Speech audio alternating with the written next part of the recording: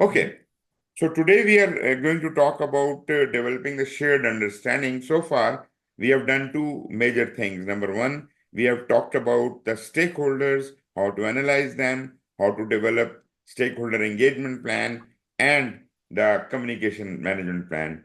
Second important thing we did was in the second topic, we talked about forming the team and what are the dynamics of team, how a team is developed, and what is a self-organizing team, and all those things we have discussed so far. This topic is very relevant to what we have studied about stakeholders and the team, because what we want here is that everybody, all the stakeholders and our team members should be exactly on the same page. They must be understanding everything commonly. So, build a shared understanding is a very important topic, and naturally, it is hierarchical. It comes immediately after you have understood the stakeholders, you have formed the team. Now you are supposed to be building a shared understanding amongst them. So, when I say stakeholders, the team members are inclusive in that. External and internal stakeholders, kind of the customer within the organization, outside the organization. You understand, everyone is a stakeholder who has any stake in the project. They may be internal or external and so on. But now what we want is that all the stakeholders should have a common understanding. And for that, to establish a common understanding, we must have a same picture available to everyone. We must listen to everyone. We must seek a consensus from the project among the team and the stakeholders. For doing that, as a project manager, what are your responsibilities? You are supposed to behave like a leader. You have to demonstrate leadership behavior. And when I say leadership behavior, then I classically mean that you should be humble, you should be a servant leader, listen to everyone, adopt accordingly, and then try to achieve a consensus amongst them. We don't promote autocratic leadership, because that would not listen to anyone. They would like to impose whatever they like onto the stakeholders, or especially the team members. So we are trying to say demonstrate leadership behavior. We have already talked about business value and the strategic alignment. So keep your focus on value. Whatever you do in your project, you and all of your stakeholders should understand that we should focus on generating value, on delivering value continuously, right? So everyone should be on the same understanding. Be a diligent, respectful, and caring steward. You know, I would say a leader is more of a keeper. This guy is watching over the shoulder of everyone and keeping them away from the harm, right? So you are a caring steward. You care about your team member. You care about your stakeholder. You are a humble person. You are a servant leader. The best way to exercise leadership is the servant leadership, right? And this could apply in any circumstance. It could apply in adoptive projects. It could apply in predictive projects. It could apply anywhere. But as I said before, in predictive projects, that may be an option. You could be a good leader, you could be a kind leader, you could be a caring leader, but that is an option. But when you are exercising agile, it is part of the dynamics of agile that you have to be compulsorily and predominantly a servant leader. But, anyways, generally speaking, you should be a caring steward towards whatever kind of project you are doing. And you should be, having a heart. You could understand, and you should not get confused and panic in face of complexity. You should be intelligent enough to navigate complexity, and not only yourself, but you should kind of train all of your team and your stakeholders on this kind of behavior. How can we deal with complex situations?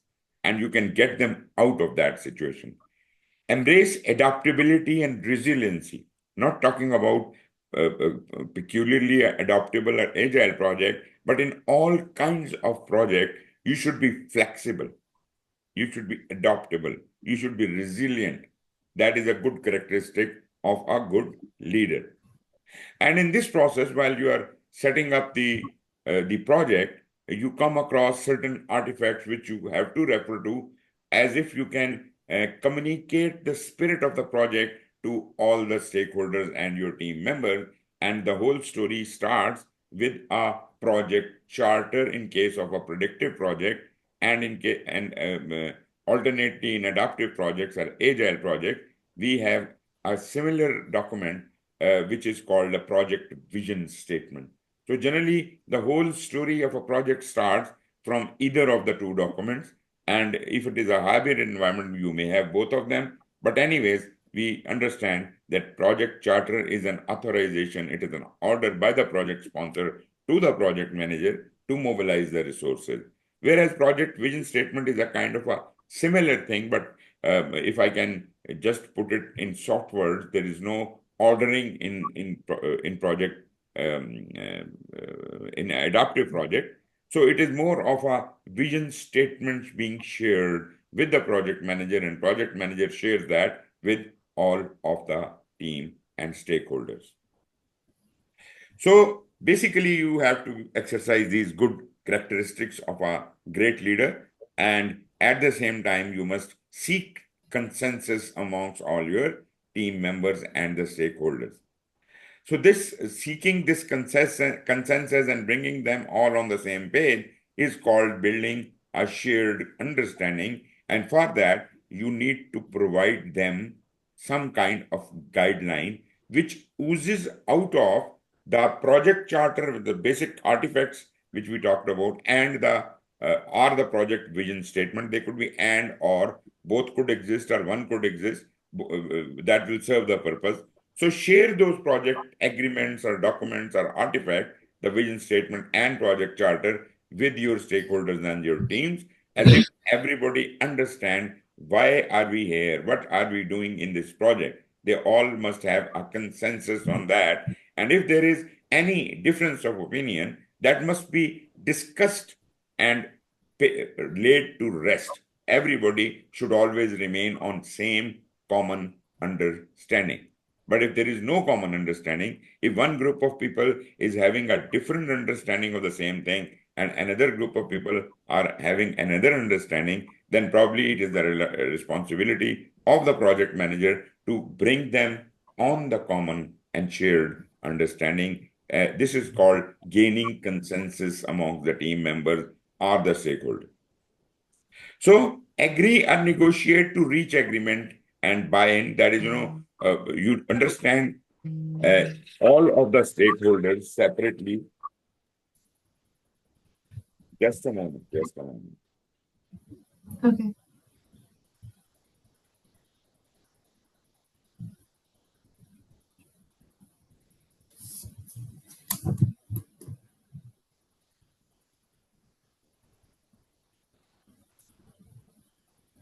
Okay, so you need to understand all of your stakeholders very carefully. You need to, kind of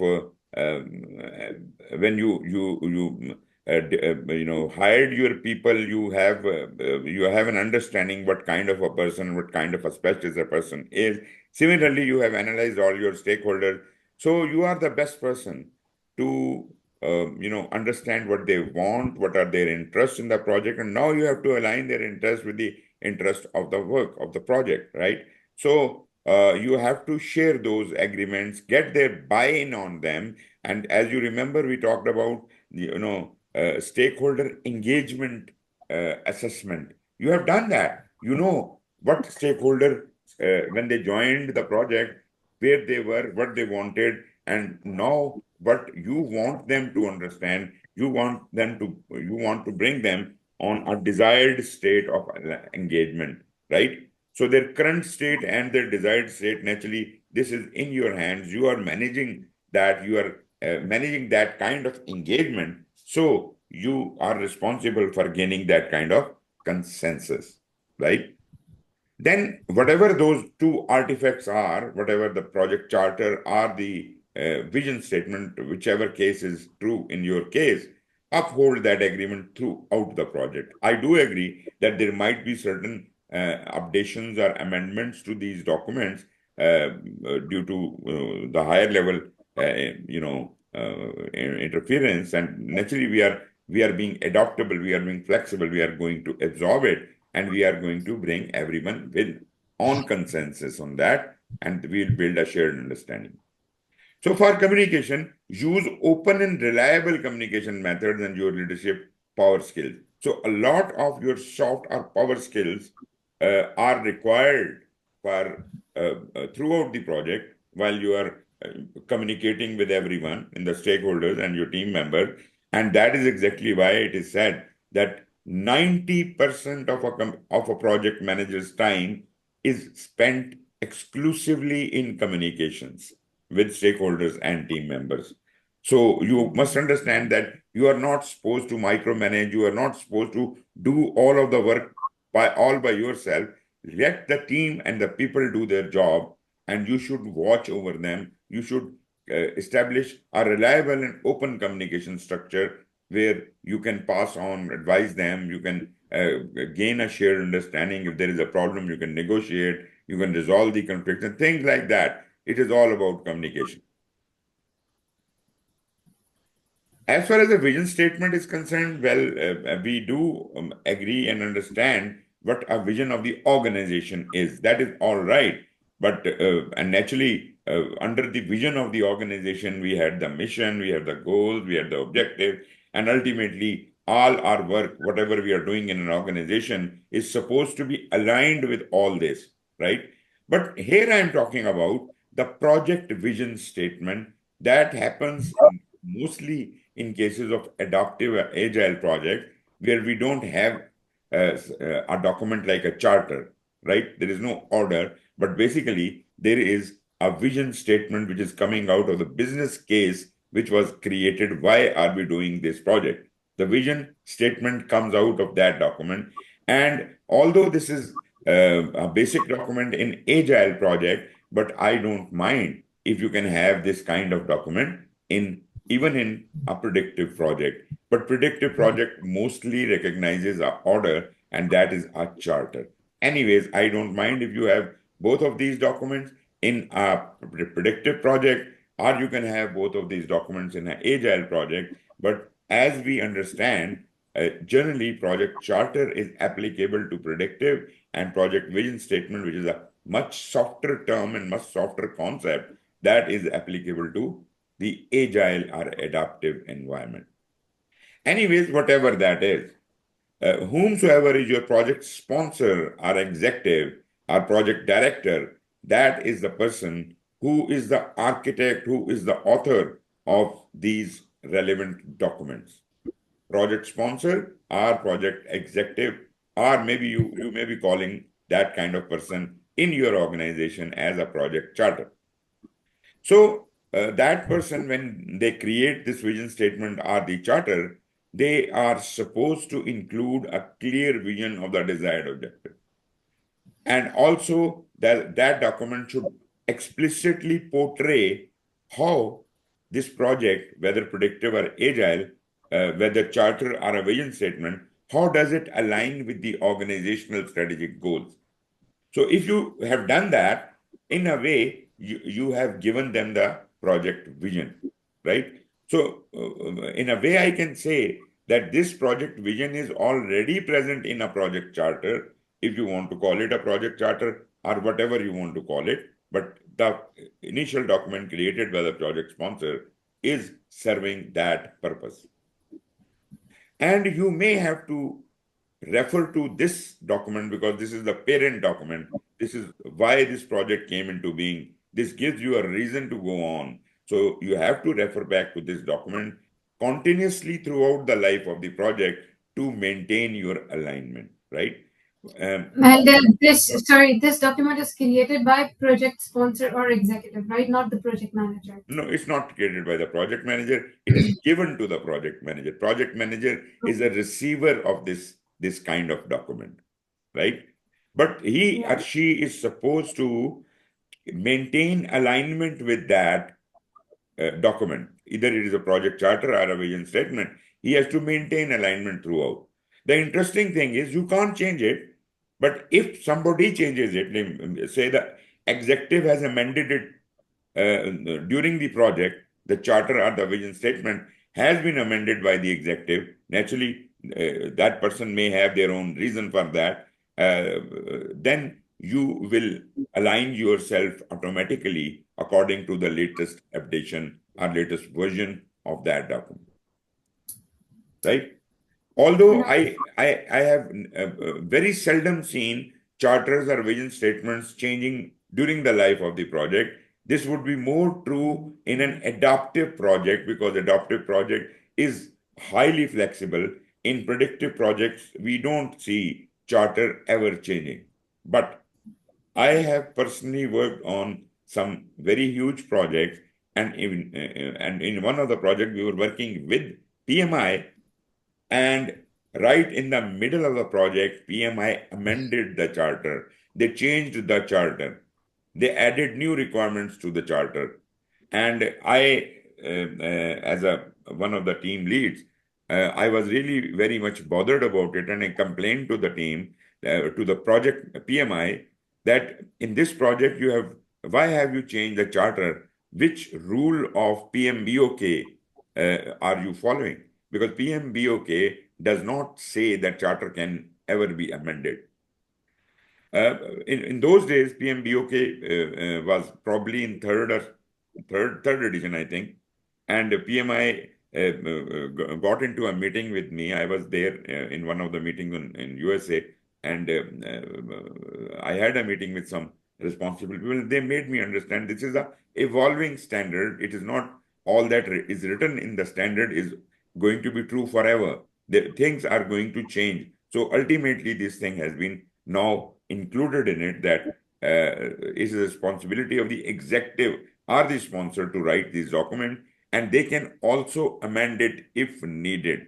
In case of a predictive project, there is a seldom possibility that it is going to be changed. But in agile project, which is the vision statement is most likely to be, kind of a little bit changing all the time, right?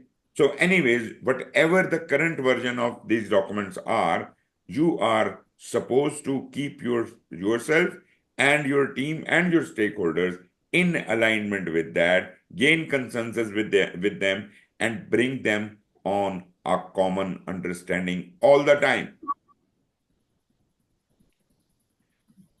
So this kind of understanding which I am talking about, the common understanding, this is not going to be a very detailed guideline on that. It is going to be holistic.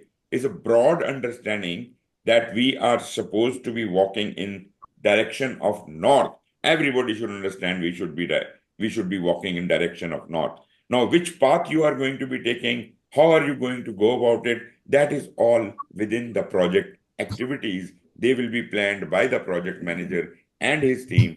But this vision statement or this charter is just going to show you the direction in which you have to go. It's a brief statement. It is a holistic understanding of how the project is going on. Naturally, this oozes out of the business case. Naturally, the business case, which was created before the project was originated, project was chartered, that is the document which provided a reason for why we are doing this project. And that is a holistic understanding, because the person who was creating that, he was just looking at the project from the feasibility point of view. So if it was feasible, this project has been started. And if it is started, now you are the one, you and the project team, you people are running the show. And you have to tweak and adjust according to the changing requirements within your project. Maybe the understanding which has been given to you is very broad and very holistic. You have to negotiate your goals in the process. First, find out the boundaries of negotiation for the project management. with whomsoever you are trying to negotiate something, you must understand that the agreement which I am going to seek, right? What are the boundaries? What maximum or minimum I can I can agree to. You establish your boundaries and then get into a negotiation. What, if anything, is eligible for discussion or troubleshooting? Discuss it, right? But always with a positive attitude, not to fight or create further conflict. We, as project managers, are supposed to negotiate the conflict, right? Or negotiate and resolve matters, not to create more matters. So the desired objectives of the project, which were given in your vision statement or in your charter, that must be prime at the top of your mind, and you should be working with for all negotiations in that direction. Because you will be dealing with the various stakeholders and team members, so naturally they may have different opinions, and you have to bring them in alignment. For doing that, you may have to have discussions, have troubleshooting, have negotiations with them, and so on and so forth. So first establish this rule and then apply critical thinking and business acumen. We have already studied what is the business acumen. That is alignment with the strategic objectives, value delivery continuously, and analytically and critically thinking things out. You should apply all that while you are negotiating with your people and the stakeholders. Discover how the project fits into the big picture of the organizational landscape and business objective, right? So keep all those alignments, convince all your team members and stakeholders that this is the big picture. Here we are moving in this direction. That is the reason for our movement. And then you can listen to them and you can bring them on the same page. How to create a holistic understanding? Ask your stakeholders to elaborate and clarify their vision or inputs, including asking the sponsor to clarify the vision statement. Maybe, all of the stakeholders and your sponsor are sitting in a meeting, right? And you ask every stakeholder, what do you understand about this project? And then you ask the sponsor who has the original picture to clarify the vision statement to all of them. And actually, project manager is serving as a conduit. He's trying to facilitate as if the vision given by the sponsor has been very well understood by all the stakeholders. And if they have any kind of difference of opinion, that is being sorted out face to face in these kinds of meetings. Naturally, I don't want all the stakeholders to be present in these kinds of meetings. Naturally, I would like to have the key stakeholders at least, right? But as far as my responsibility as a project manager is concerned, I will have to deal with all. I have to engage all stakeholders. Naturally, the key stakeholders, I would be using this approach. Maybe for other stakeholders, I would be resorting to emails or other means of communication by which I am communicating and clarifying things to them. Now, the agreement amongst the various stakeholders,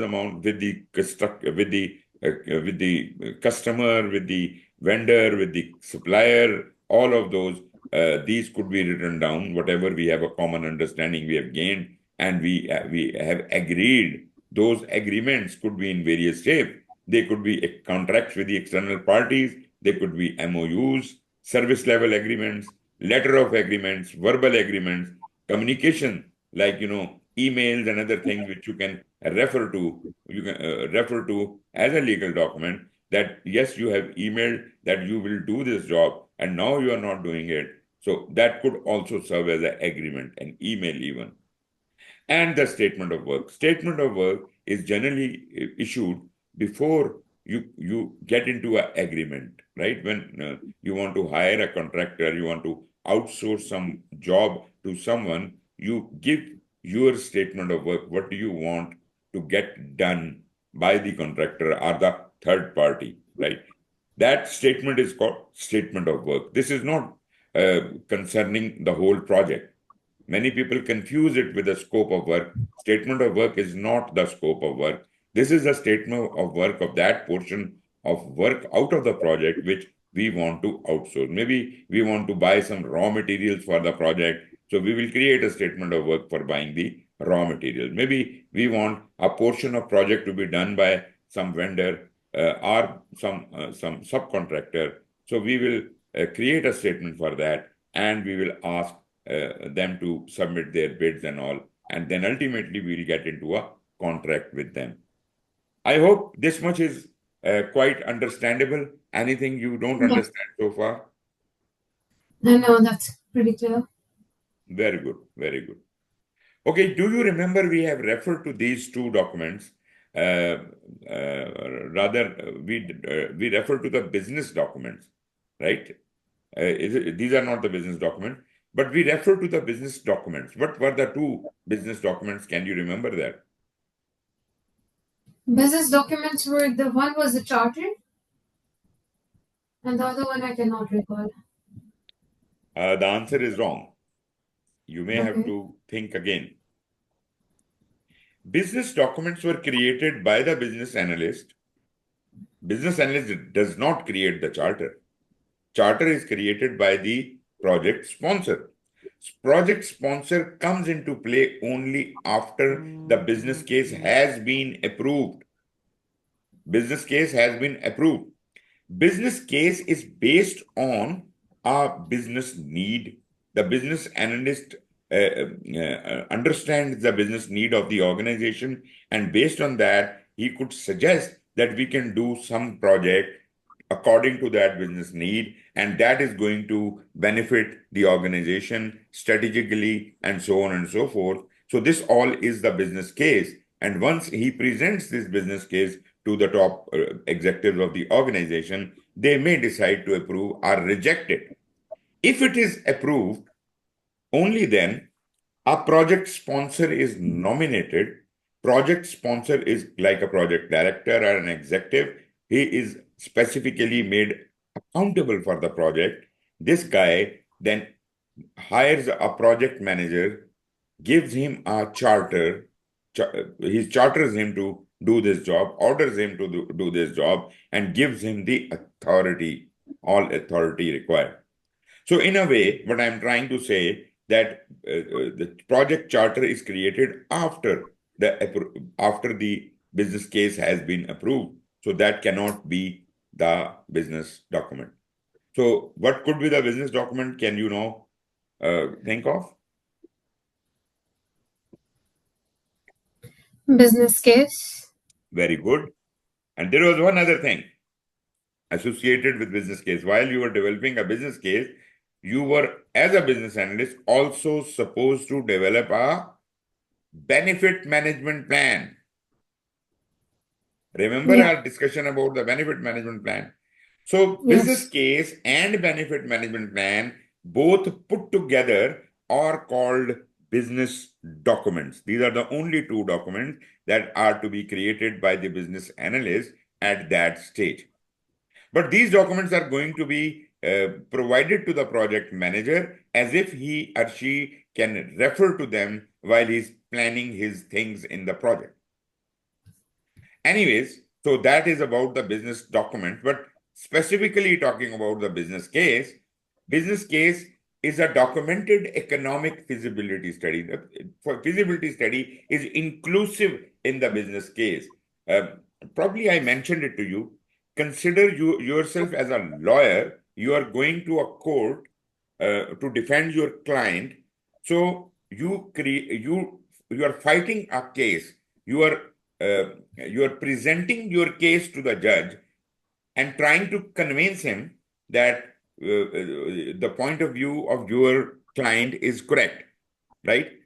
And if he is convinced, he ultimately may be granting you some kind of, facilitation, or your demand is fulfilled, or your appeal is accepted, or whatever that was.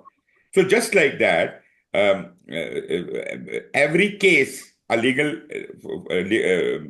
lawyer fights, there is always there is a reason behind it, right? There is a need behind it, need of the client or whatever. So similarly, a business analyst must have a reason to create this business case.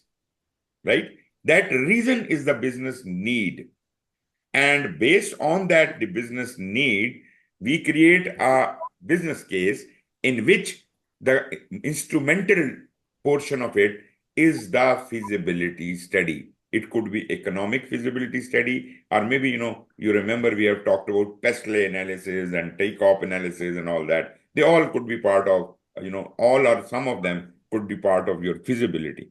Maybe there is some requirement for environmental feasibility that could also be included. But anyways, so once that business case has been presented in all its glory to the people who have to, approve it, and they approve it, then it becomes an approved business case becomes a project.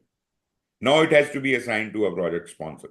So this documents economic feasibility study. It establishes the benefits of project work, right? Although we have got as an attachment the business document, which is the benefit management plan, but your business case also defends that benefit management plan, and the major benefits are given in the business case, what this project is going to be ultimately achieving.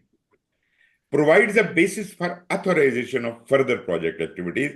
After this business case has been approved, only then when the authorization has been provided, the charter has been issued, project activities can be initiated, can be started. So this is a basis for authorization. Based on this approval of the business case, project charter will then be issued, and then only the project manager would be allowed to perform requisite activities to undergo that activity or job of the project. Business needs documents identify high-level deliverables. Again, I said it's a big picture. It may not be very detailed, but project manager, when he sets down on his mark and starts planning, he has to go into a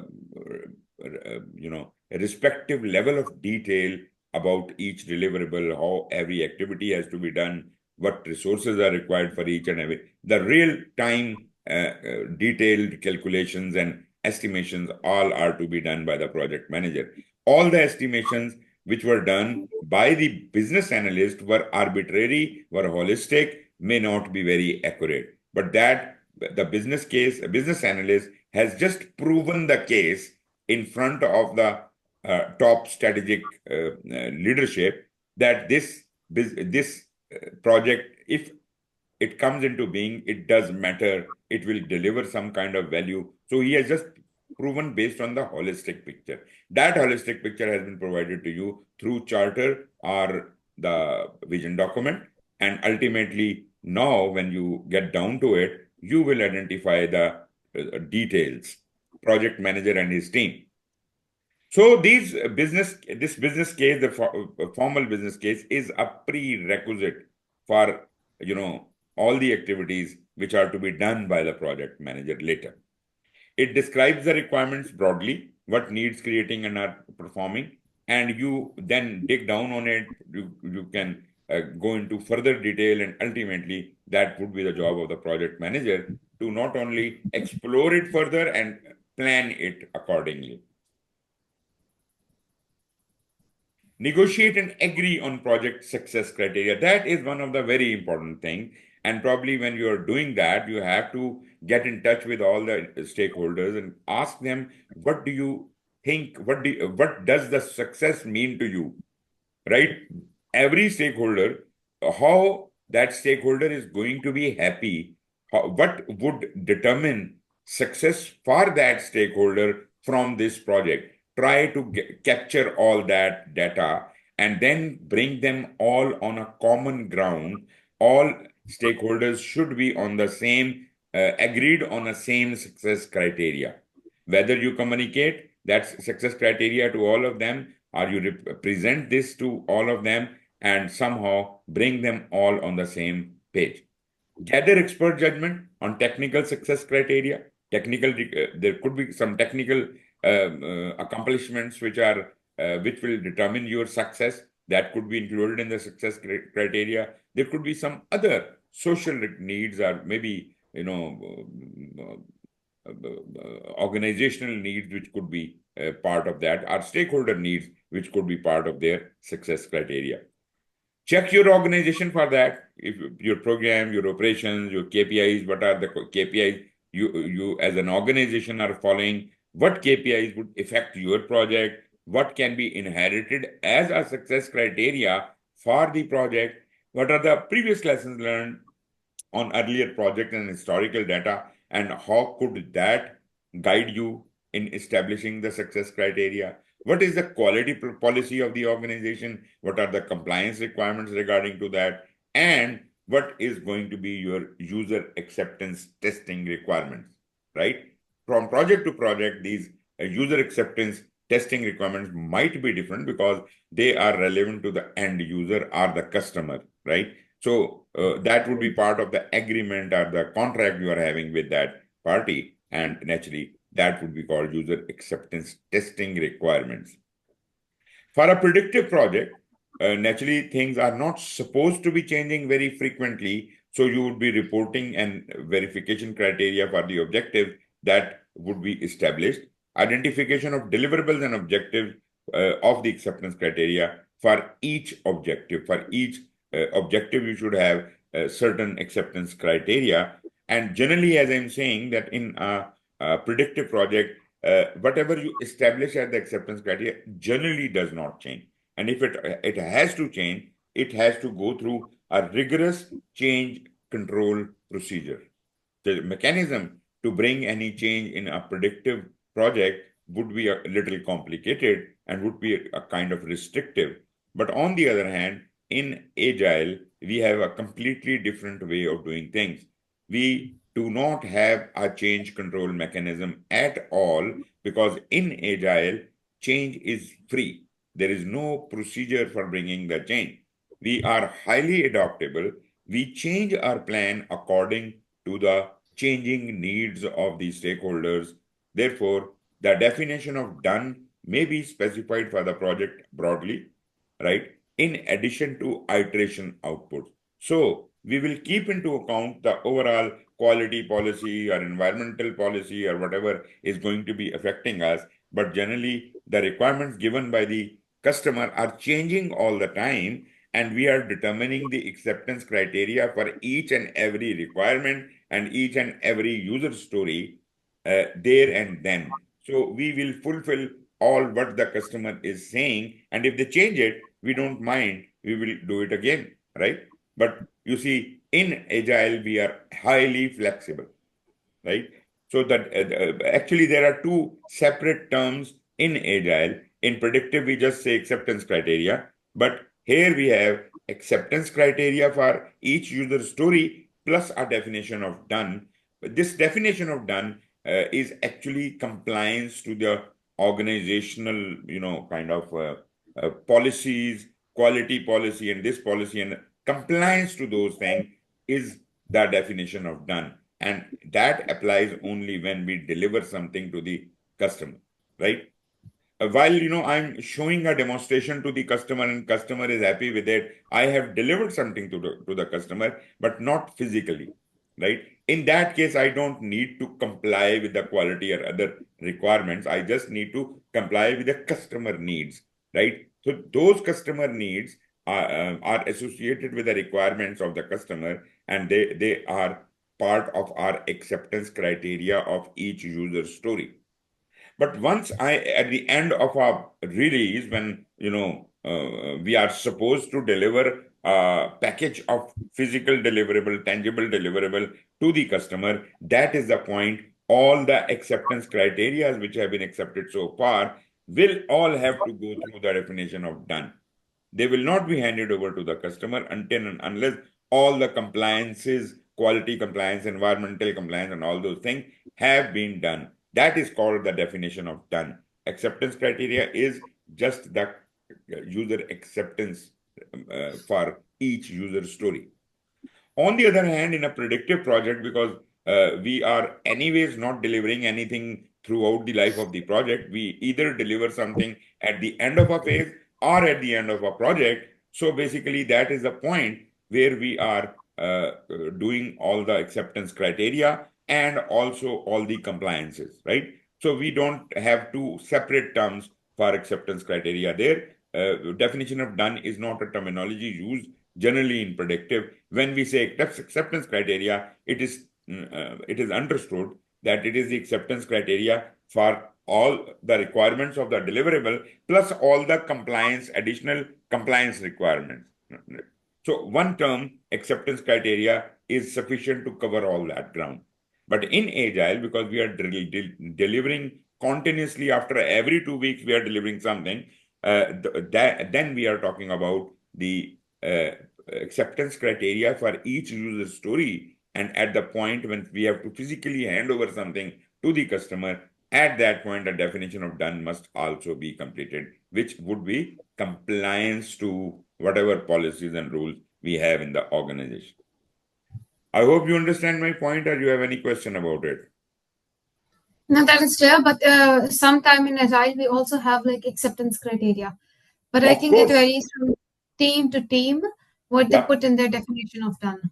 of course it is. I did not say that we don't have acceptance criteria in Agile. I said predictive projects do not have a definition of done. They just have the acceptance criteria. In Agile, we have both of these things. We have acceptance criteria as well as the definition of done. They are two separate entities. Both have to be completed ultimately, but acceptance criteria could be frequently used in Agile for every completion of every user story, but only when some piece of deliverable is to be handed over. Maybe after 10 user stories, we are handing over a package to the customer. Before getting in that package into the hands of the customer, we are supposed to do all the definition of done requirements. That is the compliance requirement. Is it according to the organizational policy, quality policy? Is it according to the organizational procurement policy and things like that? So all of those compliances will be an additional step before we hand over something physically to the customer, right? So yes, we have acceptance criteria in Agile, but that is at the level of each user story. Definition of done could be anywhere. Generally, it would be at the end of the project, at the end of a release, or even at the end of a iteration or a sprint. So definition of done could apply anywhere. So you can adjust it accordingly. But acceptance criteria is associated with every user story. I hope that clarifies it. Yes, that is clear. Good. Very good. Help everyone understand the vision. How can you do that? Well, there are very interesting tools in Agile. Naturally, Agile is just not one methodology. There are so many methodologies, and there is one, and all of these tools which we use in Agile, they are kind of very creative tools. Like, customer is unable to explain his or her requirements to us.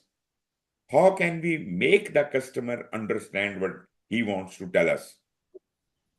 This is called a product box exercise. We say, okay, and this is used in Agile, it is very common. It is used in Agile, product box exercise. What we do is we tell the customer that when we understand that customer is unable to describe the requirements of the project and we are having difficulty with it, so we say, okay, whatever is in your mind, whatever product is in your mind, assume that product is already exists with you. You have that product ready. How are you going to sell that product to me? Please sell it to me. I hope you understand what I'm trying to say. Yeah. So this is called product box exercise. Now, when the customer switches to a marketing hat, they will start giving out all the characteristics of the product, how it works, and why it is so good about it, and all that. And you keep noting down all those as requirements of the product. That is a very interesting tool. The customer who was unable to define the product is now through this exercise, able to define everything because he's trying to sell it. I hope you understand that point. Have you ever done that? No. Try it out. This is So, really very interesting. If you have a difficult stakeholder who can't explain anything, you ask him, okay, what do you want? He is always double, triple minded, he doesn't know. But tell him, okay, forget about the requirement. Just tell me whatever you want me to produce, that product is already available with you and you are trying to sell it to me. How would you define your product? How could you convince me that I should buy that product? So please tell me the characteristics of that product. And that is where the customer will open up with all the details. I hope you understand. yeah. Okay, another method which is generally used in extreme programming, which is an agile methodology, a very similar concept like product box, and it can be used in agile or hybrid kind of environment. It is called XP metaphor. Now, XP metaphor is a technique which explains a complex idea in simple, familiar terms using common language and vocabulary. Like, for example, I tell you that, okay, you have a problem, you can't explain it to me. Just make a easy story to understand for me. For example, there was a king and there was a queen, like that. Make some story out of it, which could represent your case, which could represent your problem. So that metaphor technique will actually reduce the complexity and it would be a simple tale to tell and everyone would be easily able to grasp it and you can convert it into non-technical terms, familiar terms. The lingo should not be technical, common language and vocabulary, and anyone could be able to understand it very easily. I hope you get the concept of a XP metaphor. Yeah. Even, what is a user story basically? A user story is like a metaphor, right? The user story is basically representing one of the requirement, but rather than giving a requirement in a technical language, we are saying, okay, from the point of view of the end user, right? So we have a persona defined. End user could be a persona, right? From the point of view of for the end user, he requires this thing to be done in a very simple language, not a technical language. So a user story is like a metaphor, right? So you are trying to tell it in a simple term. So user story is a very common thing which we will be talking about in Agile. Anyways, once you have got agreement on the project, there is no single way to create a project charter, but every project needs to have one. There must be some agreement. And what we are referring to is the charter. You know? So project charter, what it is, what it does, and why it's important. Naturally, we understand it is an authorization for the project manager to initiate the project, right? And we are authorizing the project manager that now you can start mobilizing your resources to the work and start the work of the project. It defines rational and business need. Naturally, that is part of the charter, which describes the high level need, verifies the alignment with the strategic goal. That is again part of the charter. It links you with the relevant organizational strategy, aligns you with that, and keeps everyone focused on a clear project vision. So that is the purpose of the charter. Usually, this is created by the project sponsor. Now, I don't agree with this statement when it says or project manager. I am greatly against that. Project manager is the receiver of this document. Probably he didn't want to say project manager creates it. It says project manager with executive and stakeholder approval. That means who is executive? Who is the project sponsor? Or maybe the board of directors is part of the project board. So there are approvers of the charter. So they may assign the project manager to extend his help during the creation of the project charter, but nobody can say that project manager is the author of project charter. Never, ever. Project manager can extend his support to the team, to the project board and the project sponsor in creation of this document, but project manager is never an author. He is the receiver of this charter. Sometimes a statement of work can serve as a project charter. Well, even today I see that many organizations do not use this terminology. They don't call it a project charter. Some people call it scope of work. Some people call it statement of work. So there are a lot many different terminologies being used in different organizations. But the standard terminology which has been coined by PMI is the project charter, right? Specifically for the predictive projects. And now with the advent of the adaptive project, PMI has also acknowledged the project vision statement, right? So they are alternately, these terms can be used for predictive and agile. What are the contents of the charter? Naturally, we are not going to give you a format or a template for that, but these are the things which should somehow be inclusive in the charter. What is the name of the project? Who are the major stakeholders known at that point in time? Because project manager will put in his own effort to identify more and more stakeholders, but at least who are the key stakeholders? Their names, and a broad list of those people could be there.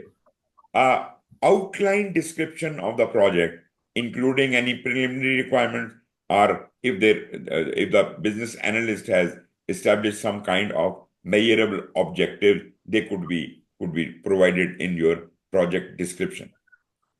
What was the original business need? Why this business case was created and this project was approved? So that business need must also be provided, including any financial goals or milestones, which will actually be linking your project with the organizational strategy. Then, when the business analyst created this business case, they might have come up with certain broadly certain timelines, certain schedule, or certain milestone. I don't say that the complete plan is going to be inherited, but whatever has been conceived by the business analyst or the key stakeholders before issuing the charter, those things must be summarized here in the charter, must be provided to the project manager. In addition to that, if there were any assumptions taken, any boundaries drawn, any constraints, any risks, I'm not saying any of these things is in detail. They could be arbitrary, they could be holistic, they could be broad.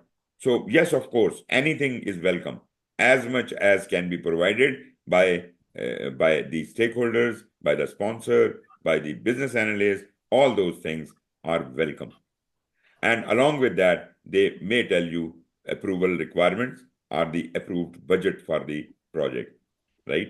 Although it may change later on, but at the start of the project, when the charter was issued, what were the final requirements of the project and what was the budget mentioned which will be provided to the project?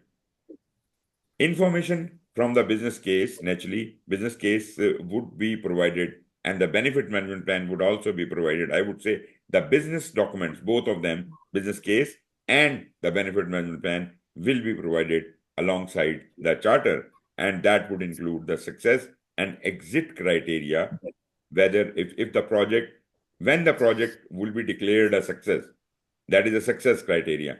And exit criteria, if this project is not achieving its target and it is revolving in an iterative manner, it's never ending. So when it is no more feasible to continue with this effort, how can we exit out of the situation? We can dump the project, we can kill the project, and we can move out. What is the exit criteria?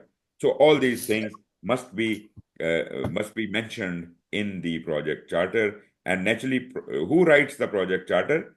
Project sponsor is normally considered the author of the project charter, but sponsor is part of a larger body, which is called the project board or project steering committee. So basically, all the key stakeholders are sitting there, and actually they are mutually deciding on the charter.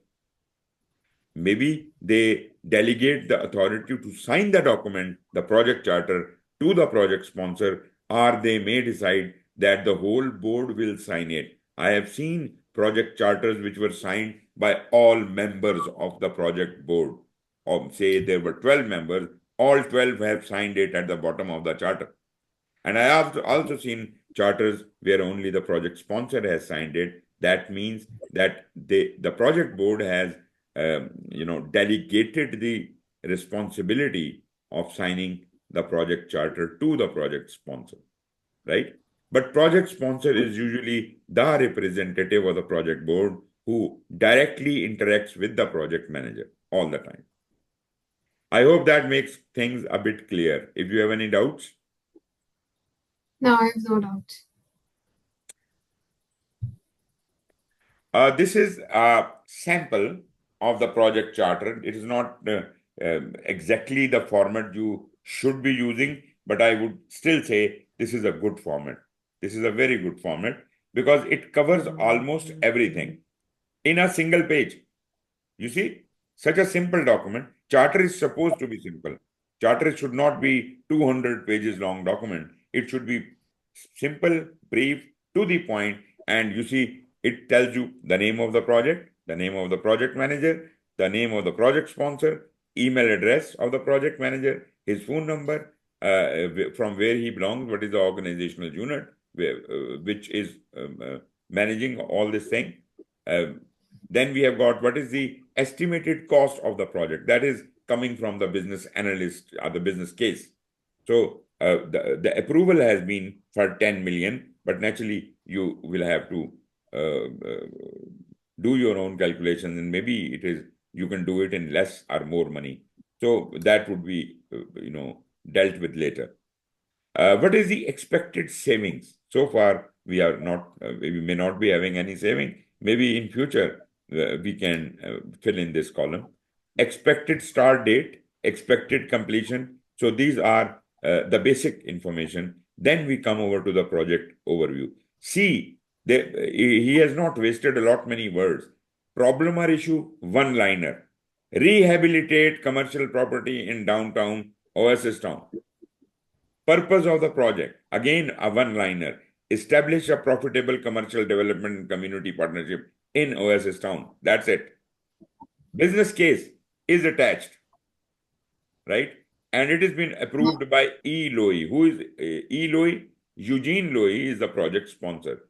Project sponsor has approved the project, the business case on this date, and this is the basis of creating this charter, right?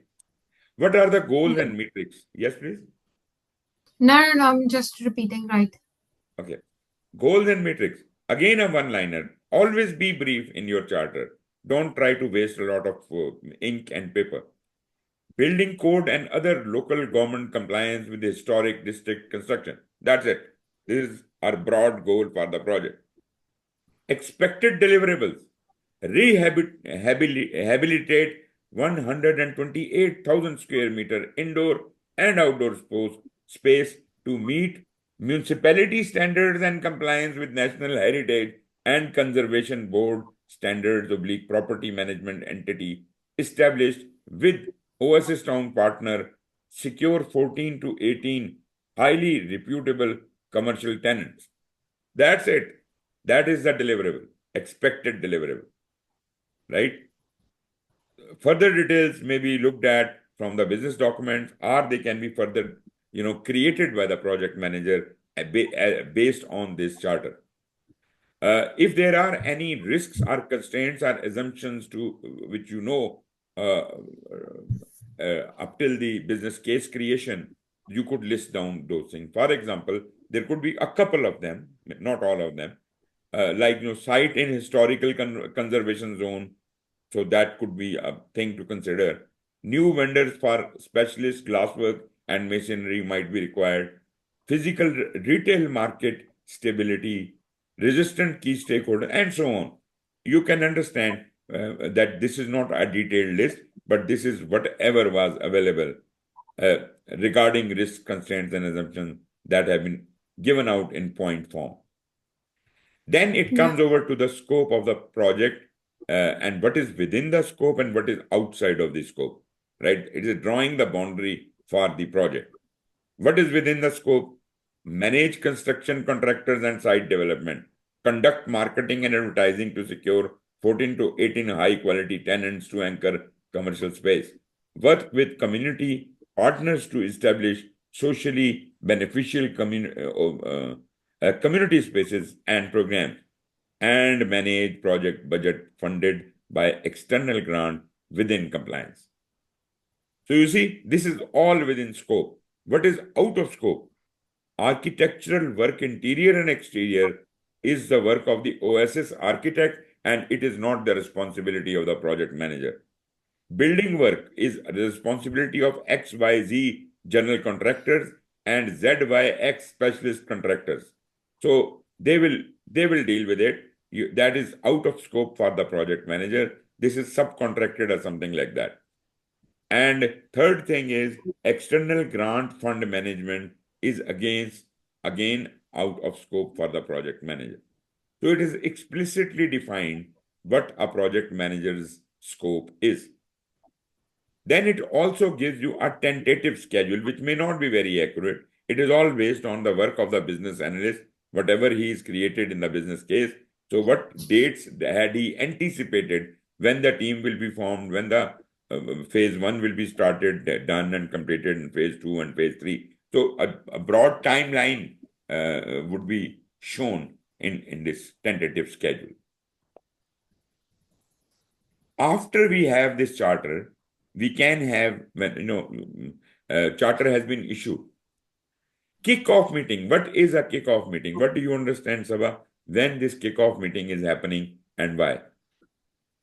Before the start of the project, so it's basically the first meeting before the project is started. Okay, very good. Now, there is a conflict in this statement.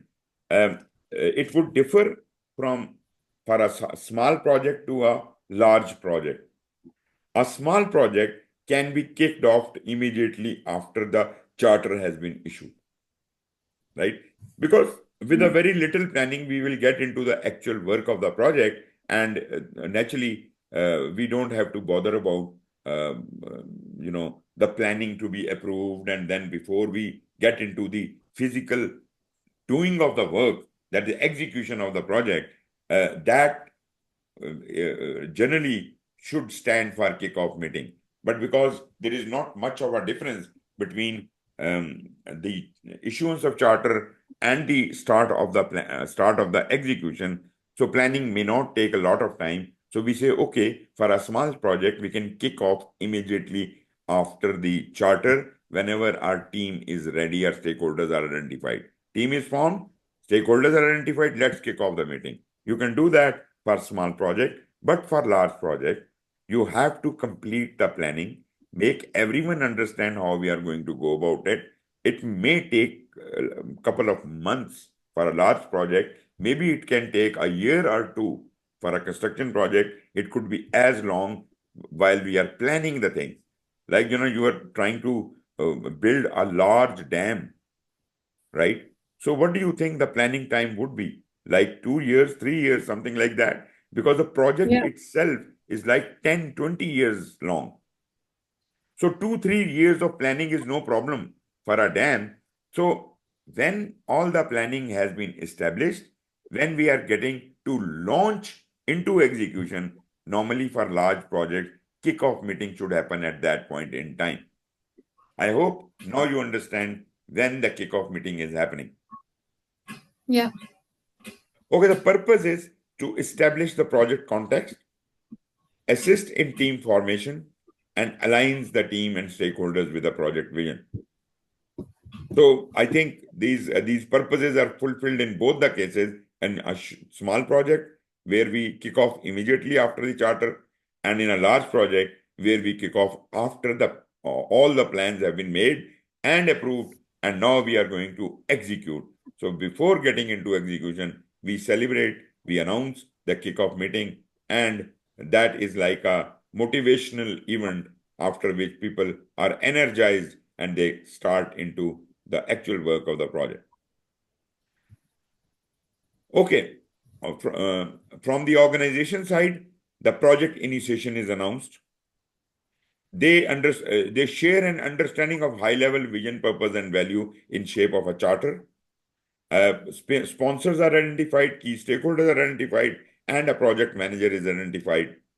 Include high-level items from the project charter. After that, internal and at team level, we have this is held after agreements are finalized. Give the project charter an overview, clarify team members' roles and responsibilities, and so on and so forth. For a predictive project, we present results of planning effort. But for an agile project, we have a completely different approach, and that is we initiate a product backlog, because product backlog is where our requirements are lying, and the requirements are always changing on the go. Therefore, we don't have a completed requirement some lying somewhere. So we can't present results of planning effort as a whole like in predictive, but we can just say this is the product backlog. These are the requirements we know so far. New requirements are being added to it. So we just initiate a product backlog, and that is sufficient to start an agile project. In a hybrid system where we are partially predictive and partially adaptive, we present a product roadmap. This is the outline roadmap, how the project is generally going to go. Well, the concept of product roadmap is there in the agile as well. But when we are talking about a hybrid project, probably this product roadmap is of a lot of interest to the people who are in habit of looking at the thing in a predictive manner. They want to have a plan, they want to have a drawing, they want to have something to refer to. So this roadmap can be very, easy to understand for them. That could establish a link between the product backlog and the actual work being done. And on the other hand, the predictive people can relate it with their scope and charter. The product roadmap can be, both ways beneficial. So in a hybrid environment, this could be good.